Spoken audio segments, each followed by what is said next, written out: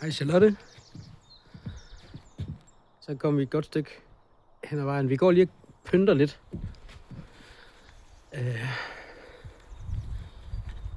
Indtil det ser super ud.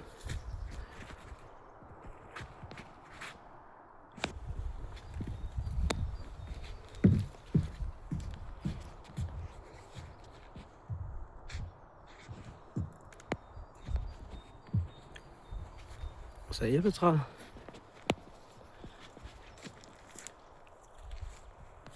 Jeg synes ikke, jeg vil være ret meget grovere her, fordi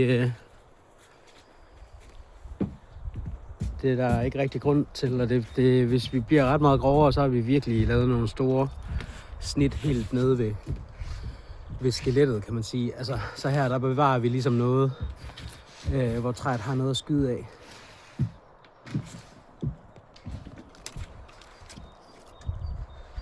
Så jeg uploader det lige til YouTube og sender det til dig som et link.